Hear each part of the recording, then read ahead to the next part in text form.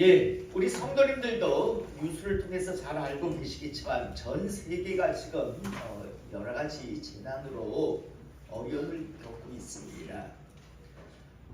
중국 신장 위구르라고 하는 지역에서는 지진이 나서 3,000채의 집이 갑자기 다 무너져 내려서 수없이 많은 사람들이요 갑자기 인생의 마지막 변발을 맞이했고, 또 미국 헐리우드라고 하는 LA 헐리우드라고 하는 그런 영화사가 많이 모여 있는 그런 가장 부유한 그런 사람들이 사는 그런 곳에 지금 산불이 일어나서 약 5,000채의 집이 다 불탔다는 그런 소식을 우리는 듣고 있습니다.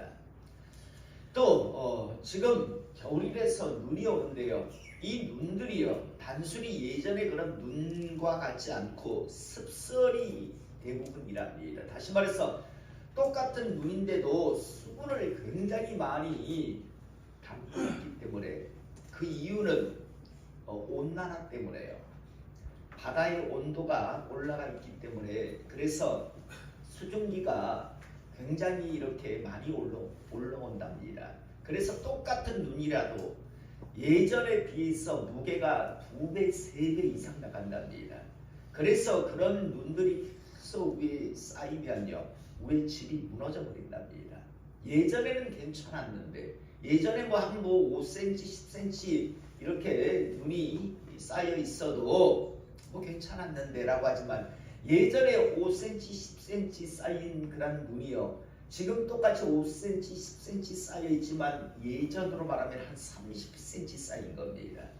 예전에 한 50cm 쌓였던 눈이 지금은요 똑같이 50cm가 쌓여 있어도 1m 50이 쌓인 거와 예전에 그런 동일한 그런 무게를 갖게 된답니다.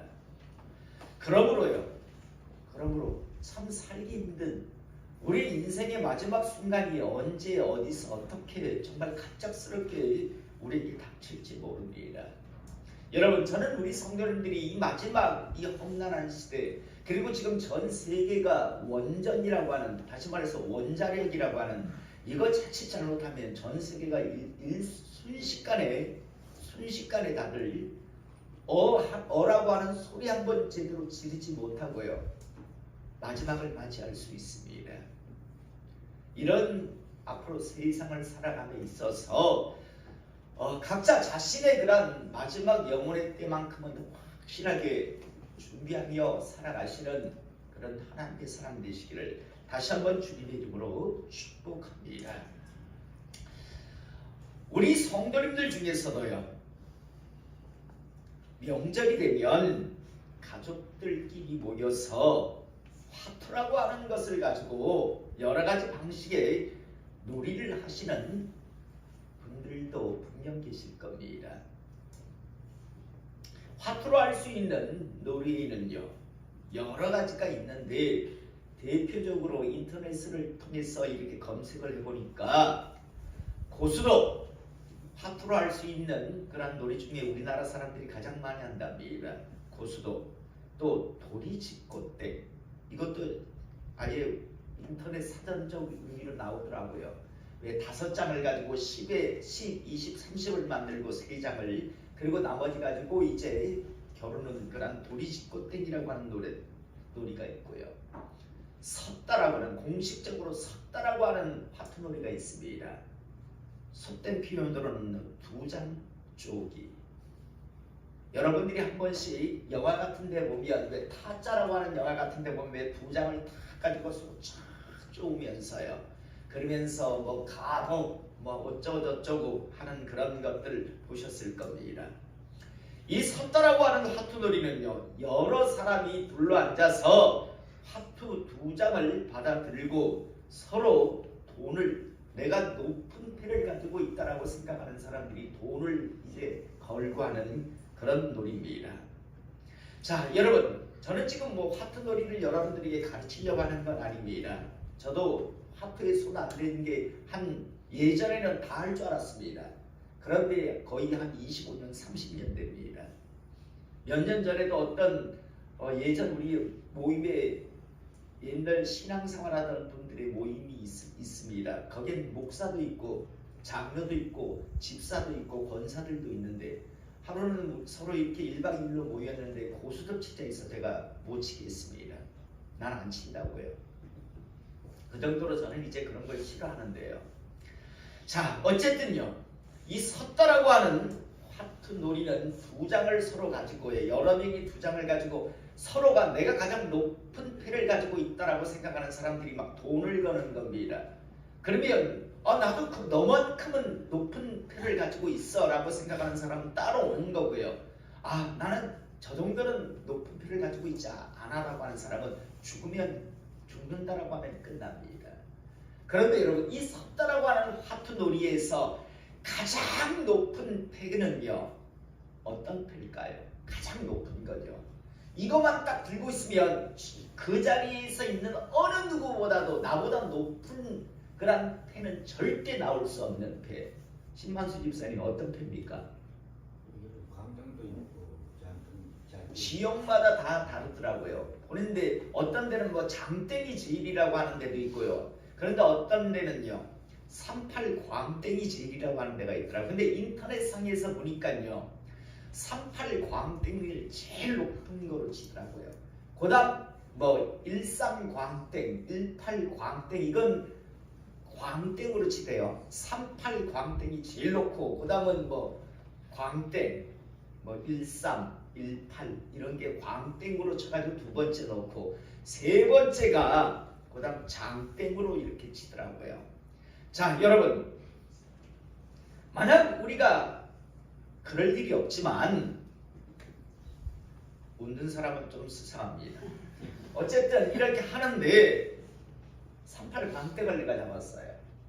지금 이 판에서 나보다 높은 패가 나올 확률은 있다 없다? 있다 없다? 전혀 없습니다. 자 그렇다면 여러분 38 광땡을 가지고 잡았다면 무서울 게 있을까요 없을까요? 없지요. 절대 나보다 높은 패가 나올 확률이 제로니까요. 또 서양에서 들어온 트럼프 또는 카드라고 부르는 그런 것으로 하는 놀이 게임인 거예요. 참 많이 있습니다. 그 여러 가지 중에요 포커라고 하는 카드 게임이 있는데요.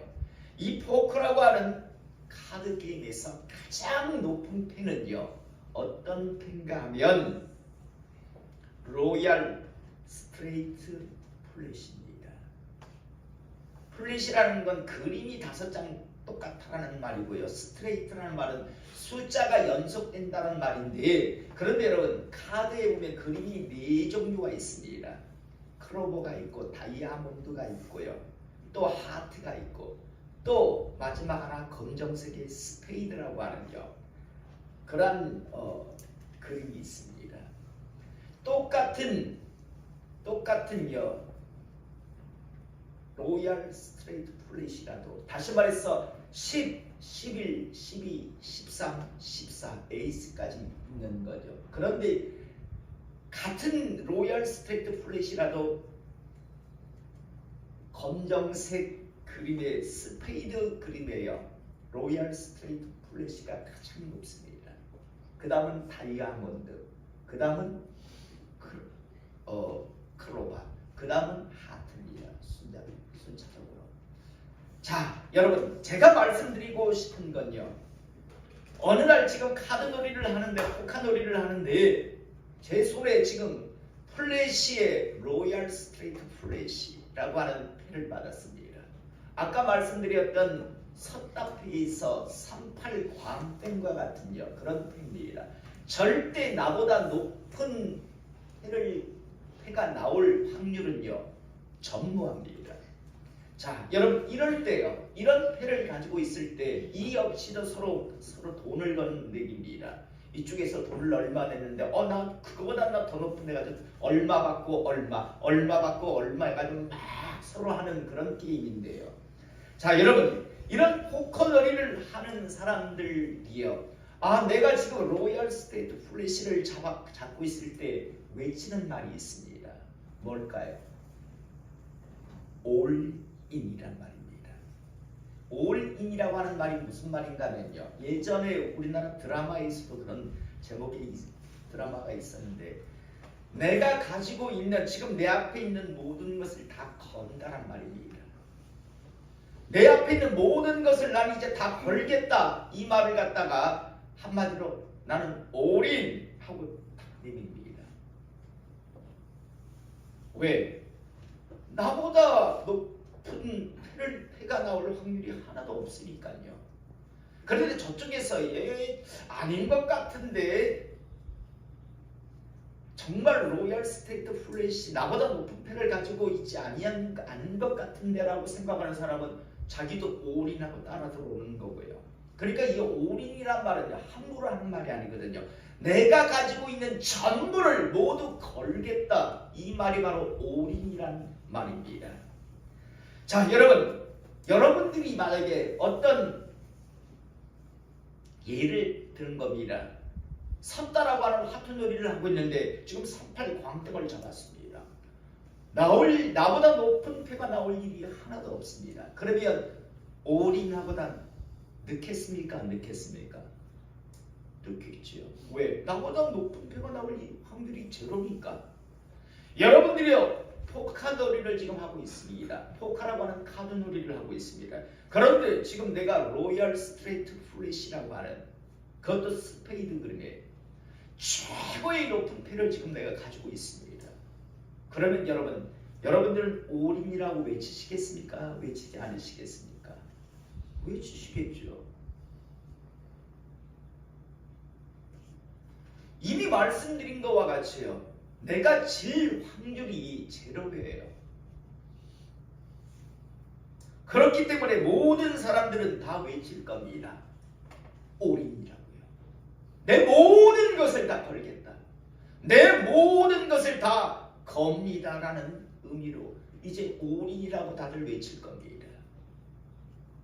사랑하는 성도 여러분, 만약 이때요 올인이라고 외치지 못하는 사람 아마 바보 외에는 그 사람이 아무리요 겁이 많은 사람이라고 할지라도 아무리 성격이 우유부단한 사람이라 할지라도 이때 올인이라고 외치지 못하는 사람은 바보일 뿐일 겁니다. 왜? 질 확률이 제로니까요. 천하 없어도 나를 이길 만한 내 인생을 걸어도 절대 후회하지 않을 일이기 때문에 그래서 바보 아닌 이상에는 지아무리 겁이 많고 지아무리 우유부단하고 지아무리 의심이 많은 사람이라 할지라도 올인이라고 사람들은 외칠 겁니다. 오늘 우리가 읽은 본문 말씀은요. 어떤 말씀인가 하면 2000여 년 전에 메시아 그리스도이신 예수님께서 이 땅에 오셨을 때 장차 천국은 이런 사람들에게 주어질 것이다. 다르게 표현하면 장차 예수님께서 우리를 갖다가 이제 재판하실 텐데 우리를 판결하실 텐데 나는 이런 인생을 산 사람에게 천국 판결을 내리겠다고 지금 말씀하시는 말씀입니다.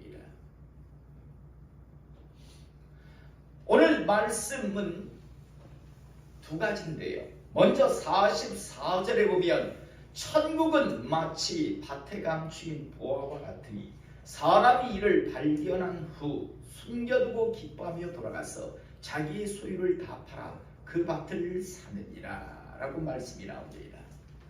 또 45절 46절에서는 또 하나의 비유의 말씀인데 또 천국은 마치 좋은 진주를 구하는 장사와 같으니 극히 값진 진주 하나를 발견하며 가서 자기의 소유를 다 팔아 그 진주를 사느니라 라고 말씀이 나옵니다. 똑같은 핵심의 말씀인데 여러분 여기서요 공통적인 단어가 몇 개 우리는 눈에 들어옵니다. 첫 번째는 44절과 45절에 보면 천국은 이라는 말이 나옵니다.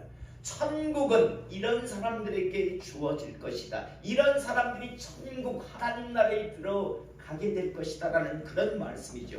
그러면서 또 우리에게 공통적으로 들어오는 단어가 무엇인가 하면 발견한 후, 발견한 발견하매라는 말씀이 납니다.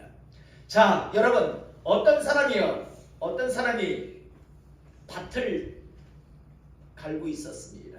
너무나 잘하는 말씀 아닙니까, 우리 성도님들? 어떤 사람이 밭을 갈고 있는데 이 사람은 그 밭의 주인이 아니라 소작농이었습니다. 그런데 열심히 밭을 갈다 보니까 뭐가 턱 하고 걸립니다. 열어보니까 그 안에는 온갖 보물이 가득 차 있습니다. 그런데 오늘 우리가 읽은 본문 말씀 보면 숨겨두고라고 말씀이 나옵니다. 왜냐하면 보물 발견했다고 하는 순간 이 사람은 그 보물의 주인이 될 수 없습니다. 왜? 당시 법은요, 어떤 땅에서 보물이 발견되면 그 밭의 주인의 것이 되기 때문입니다. 그런데 이 사람은 그 밭의 주인이 아니었어요. 소작농이었단 말이에요. 그러니까 다시 묻어둘 수밖에 없죠. 그 보물을 자기가 갖고 싶다면 그대로 밭에 그대로 묻어둡니다. 여러분, 지금은 은행이라고 하는 것이 잘 발달되어 있지만 당시 워낙 전쟁들이 많이 나니까 많은 사람들이 피난 갈 때는 땅 속에다가 보물을 묻어두고 이렇게 피난을 가는데 다시 돌아오면 그 보물을 찾으면 그만이지만 피난 갔다가 대부분 많은 사람들이 죽는 경우가 있으면 그 보물이 그 땅에 묻혀 있다는 걸 아무도 모르게 됩니다. 이런 일들이 비일비재하다 보니까 당시 법으로요, 보물을 발견하면, 땅속에서 보물을 발견하면 그 보물을 발견한 사람이 주인이 것이 아니라 그 땅의 그 밭의 주인이 그 보물의 소유권을 갖는다라는 법이 있었습니다. 그런데 소작농이 지금 열심히 땅을 파다 보니까 뭐가 털컥 걸려요. 상자가 하나 나왔는데 거기는 어마어마한 보물이 들어 있습니다. 여러분 일이라면 그거 나 보물 찾았다고 하시겠습니까? 다시 땅에 그대로 묻어두겠죠. 그리고 가서 이 사람은 어떤 행동을 취할까요? 밭 주인에게 갑니다. 가서 이야기합니다. 이 밭을 내가 사고 싶습니다. 물론 이유는 보물을 발견해서라고 말하지 않겠죠. 제가 밭을 읽어보니까 밭이 너무 좋은 것 같고 제 마음에 드는 것 같습니다. 그래서 이 밭을 저한테 팔았으면 좋겠습니다 라고 아마 분명 제안을 할 겁니다. 그러면 밭 주인 입장에서도요, 욕심이 생기겠죠. 내가 지금 필요해서 팔려고 하는 게 아니라 밭을 사고 싶다라고 제안을 하니까, 예를 들자면 그 밭 시가로 1,000만 원인데 제 깐에는 좀 많이 들어온다고요. 야, 1,200원 줘야 되는데 라고 아마 제가 밭 주인이라도 한번 슬쩍 그렇게 이야기할 겁니다.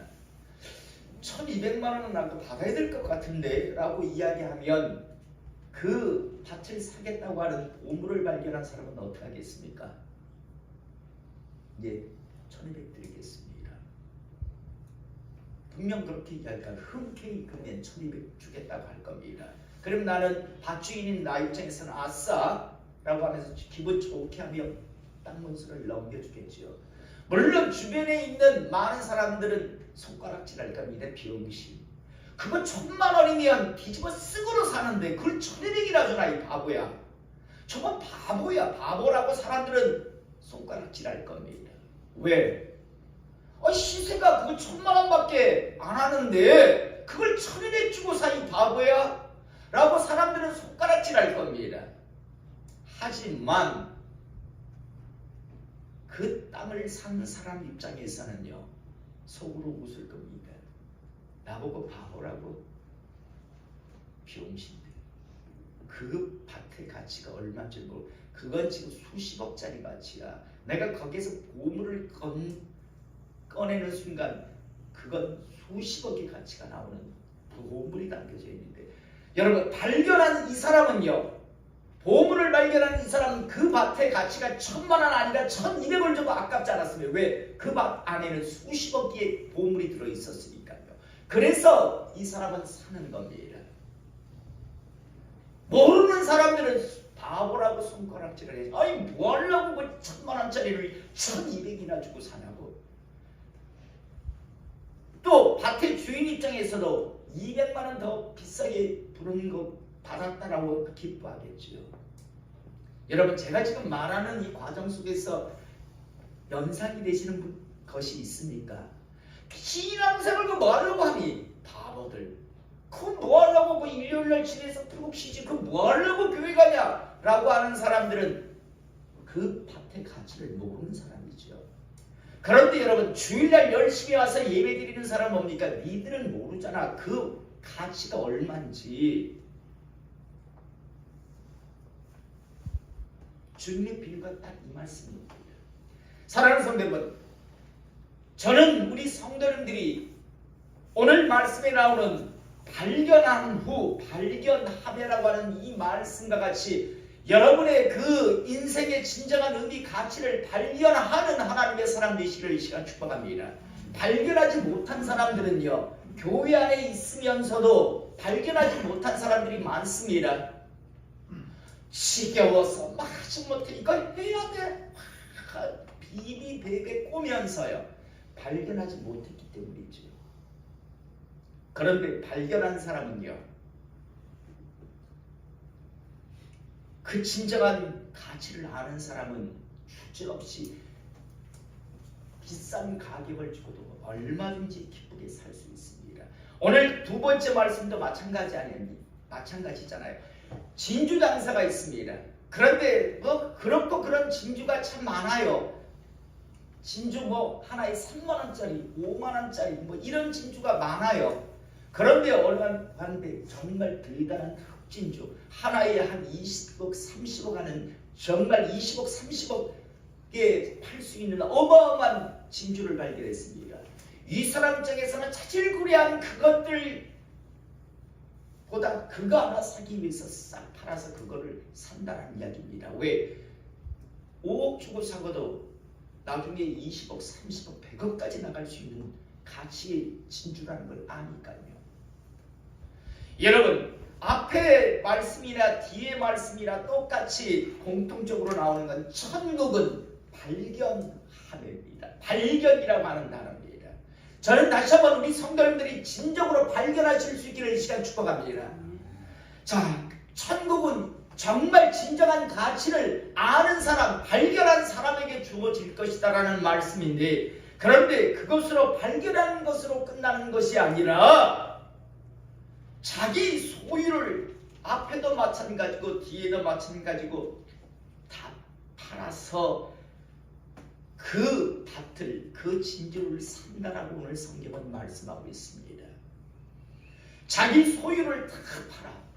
사랑하는 성도 여러분, 여기서 자기 소유를 다 판다라는 게 뭘까요? 여러분, 전 재산 다 팔아가지고 교회 갖다 다 넣으십시오, 이 말일까요? 자기 소유를 다 팔아서, 보물을 발견한 사람은요, 자기 소유를 다 팔아서 그 밭을 샀다고 이야기합니다.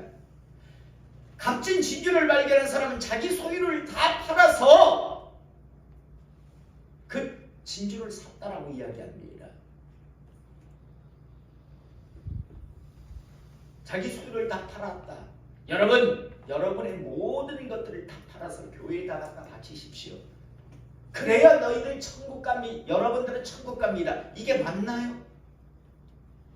여러분, 이 자기 소유를 다 팔아라는 말은 어떤 의미인가? 저는 성경을 읽다 보면 성경 속에서 이 말을 아주 잘 표현한 말씀이 하나 있다라는 걸 발견했습니다. 그 말씀이 뭔가 하면 고린도전서 10장 31절에 보면 너희가 먹든지 마시든지 무엇을 하든지 하나님의 영광을 위하여 하라 라는 이 말씀이 자기 소유를 다 판다라는, 팔았다라는 그 말과 가장 일치하는 말씀이라고 저는 생각합니다. 너희가 먹든지 마시든지 무엇을 하든지 다 하나님의 영광을 위하여 하라. 다르게 표현할까요? 여러분들의 인생의 목적, 의미를 하나님의 영광을 위하여 하라라는 그런 말씀입니다. 학생들 공부하잖아요. 여러분, 공부하는 이유, 목적을 하나님의 영광을 위해서 하시기를 이 시간 축복합니다. 하나님 주시는 지혜를 가지고 열심히 지금 저는 학생입니다. 공부하겠습니다. 그래서 영향력 있는 하나님의 사람이 되어서 장차 하나님의 영광을 위하여 이 땅에서 일하겠습니다라고 하는 것, 바로 이게 학생의 본분이고요. 또 우리가 결혼하는 것, 하나님 어떤 무슨 성적인 어떤 쾌락, 내 어떤 부족한 부분들을 채우기 위해서 자격을 갖추고 돈 많은 사람, 나를 행복해 줄 사람을 찾는 게 아니라 결혼을 할 때 하나님께서는 생육하고 번성하여 땅에 충만하라고 하나님은 말씀하셨습니다. 하나님 지상 대명령을 하나님 수행합니다 라고 하는 그런 목적, 그런 이유를 가지고 결혼도 하고요. 자녀를 양육함에 있어서도요, 무조건 잘 되어야 된다가 아니라 누구야 너는 성장하면서 하나님의 자녀로 성장하고 장차 하나님의 영광을 나타내는 하나님의 자녀가 되어야 한다라고 하는 그런 교육관을 가지고 교육을 시키고요.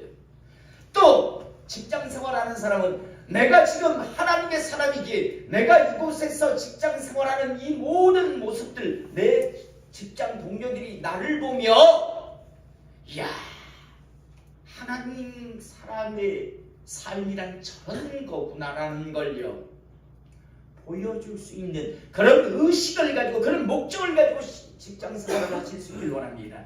교회 다닌다는 게 적당히 매사에 불법이고 매사에 추잡하고 더럽고 그게 아니라요, 이야 진짜 하나님의 사람의 삶이란 저런 거구나. 그래서 여러분들을 보며 나도 교회 한번 다니고 싶습니다. 뭐가 그렇게 행복하신지 나도 그 행복을 나도 한번 느껴보고 싶습니다라고 하는 그런 직장생활. 사업을 하더라도요, 물론 사업을 하는데 손해보려고 하면 안 되죠. 이물을 봐야 되죠. 그러나 사업 안에 있어서 이유, 목적이 하나님께서 저에게 여러 가지 큰 성공을 주신다면 주여 당신께 영광 올려드리겠습니다. 사업하는 목적, 직장 생활하는 목적, 결혼하는 목적, 자녀 양육의 목적, 더 나아가 학생들이 공부하는 모든 우리 각자의 그런 목적, 이유가요 하나님의 영광, 그걸 위해 하는 것, 이게요 바로 자기 소유를 다 팔아 그걸 산다라는, 그 밭을 사고 그 진주를 산다라는 바로 그 의미입니다. 사랑하는 성도 여러분, 저는 오늘 이 시간 다시 한번 우리 모든 성도님들이 발견하시는 하나님의 사람들일 수 있기를 이 시간 축복합니다. 진정한 인생에 있어서 보물이 무엇인가 발견 꼭 하실 수 있기를 원합니다. 발견하지 못한 사람은 절대 자기의 소유를 다 팔지 않습니다. 그런데 발견한 사람은 팔 수 있습니다. 자기의 모든 소유를요. 먼저 발견하시는 하나님의 사람 되시기를 다시 한번 축복하고, 발견을 하셨다면 그때는 미련 없이 후회 없이요, 앞에 말씀드렸던 38 광등이를 들고 로얄 스트레이트 프레시를 들고 올인이라고 외치지 못하는 사람은 그건 바보라고 했습니다. 내 전부를 건다, 내 전부를 걸겠다라고 외칠 수 있어야죠. 왜? 발견했다면 내가 진정 38 광땡, 내가 로얄 스트레이트 프레시를 정말 가지고 있다면 주저없이 외칠 수 있어야죠. 지아무리 겁쟁이고 지아무리 우유부단하다 할지라도 그때 그걸 못 부른다면 그건 바보지요.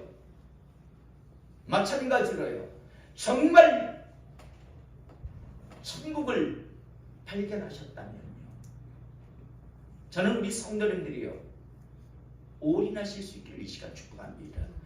우리가 말하는 그 올인이라는 표현을 다르게 표현하는 게 자기의 소유를 다 팔아라는 말씀 아닙니까? 인생의 진정한 의미, 목적을 정확하게, 직장생활 하지 말라, 사업하지 말라, 학교 다니지 말라, 결혼하지 말라 이런 말이 아니잖아요. 다 하세요. 하는데 그 하는 이유와 목적이 무엇이 되어야 하는가만큼은 분명하게 하실 수 있기를 원합니다.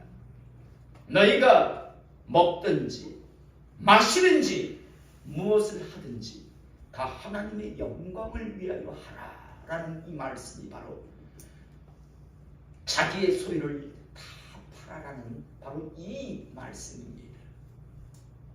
저는 이제 2025년 마무리 시작했습니다. 2025년을 달려가시면서 진정한 자기의 소유를 다 파는 그런 인생을 살아가시는 하나님의 사람 되실 수 있기를 원합니다. 다르게 표현하면 하나님께 올인하시는 그런 하나님의 사람 되시기를 이 시간 축복합니다. 그러면 하나님 편에서도 말씀하실 겁니다. 내가 너는 보조할게. 내가 너는 지키한다. 라고요. 그러나 우리가 발견하지 못해서 머뭇거리고 사야 할까 말아야 할까 머뭇거리는 순간 누군가 다른 사람이 살아가게 되겠죠. 오늘 이 시간 이 말씀이요 우리 마음판에 분명하게 새기고 자기 소유를 다 팔았다고 하는 이 사람들, 우리는 믿음의 선진들 중에 자기의 모든 소유를 다 판 사람들을 우리는 많이 만날 수 있습니다. 성경 속에서도 또 나아가 교회 역사를 통해서도요. 오늘 시간 여기 있는 우리 모두도요 자기 소유를 다 판 믿음의 선진들 같이요. 다시 말해서 무엇을 먹든지 마시든지 무엇을 하든지 다 하나님의 영광의 목적을 가지고 이유를 가지고 살았던 그 사람들과 같이 그렇게 살아가심을 통해서 그들이 가 있는 그 하나님의 나라 천국에 우리 모두도 순서 없이 이 땅에서의 마지막 종말을 맞이하고 떠나갈 때 그 처소가 천국 되기를 이 시간 주님의 이름으로 축복합니다. 기도하시겠습니다.